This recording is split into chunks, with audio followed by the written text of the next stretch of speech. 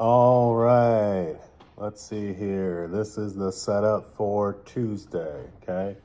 Uh, I would say a lighter day, but it's because I want you to actually talk to each other. And how I will know that you were actually talking to each other is that you're going to write down what the other person said, okay? So, first thing, it's talking about play. You will see and start to understand kind of works like this, and that's what I want you guys to recognize at the end is that the more that you don't have to worry about life's necessities, the more leisure time you have. And if you think about us as Americans right now, how much leisure time we have, I think we should thank the people that came before us. And so that last bit that you're going to read really does emphasize that. The first part, though, like how do they socialize? What's that like? Obviously, there's not like parties and stuff going on, but there's certain things that they did where they came together to socialize, barn raising, corn huskings, that kind of thing.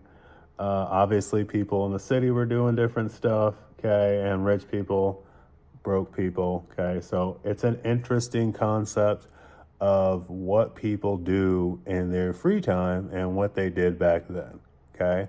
So that's what we'll think about. And then at the end of that, on page 52, okay, it's highlighted in here. I want you to literally write down all of that. So that highlighted area, it's by John Adams, one of the first presidents. I want you to write this down because it's something that I think the Bible reiterates, and I think good philosophy reiterates that the stronger that a society is, the stronger that the family is, okay, the less you have to worry about the struggles of life, okay, the more you can focus on studying and learning, okay, and the more studying and learning you do, the more creative your society gets and the more inventions that your society gets and all of that sort of stuff. Okay, so this really does a good job of talking about how a group starts off, like the Pilgrims, like the first people that got here, literally dying from starvation, to like, think about it right now. If you wanted to, you could go to the store and get any sort of food that you want, quite literally from anywhere around the world. It's crazy how we live right now compared to how they lived back then. So that's kind of what I want you to get out of it. And then yesterday, I kind of just wanted you to get a little bit about what work was like back then, and then the education portion, okay? So obviously, education is important to these groups because they're Puritans, okay? You've got this old deluder Satan Act, right? They're Puritans. They want everyone to study and learn the Bible. You can't study and learn the Bible if you can't read. Okay, and that's why I love a Christian school. I went through the public school system. My niece went through the private school system, private Christian school. I think you can see the difference in her and in myself. Not that, I did anything crazy, but it's just it was a different situation where daily she was focused on reading the Bible and focused on things of the Lord. And that's just not what happens in the public school system. So I love this system that they had set up, even though it was public at the time. I remember even myself kind of going through some Christian stuff in school.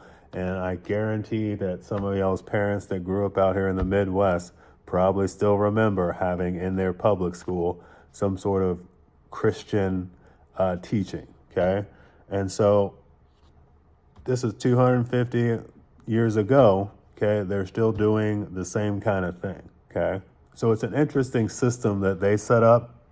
That's kind of what I wanted you to get. And I think that's why for the longest period of time, we led the world in education. We led the world in the way we were inventing stuff, I think even right now. And the reason we had so many of these we were the leader in so many of these things is because we had the ability to study, we had the ability to learn, we weren't in long drawn out wars, so we had time for that sort of thing, okay?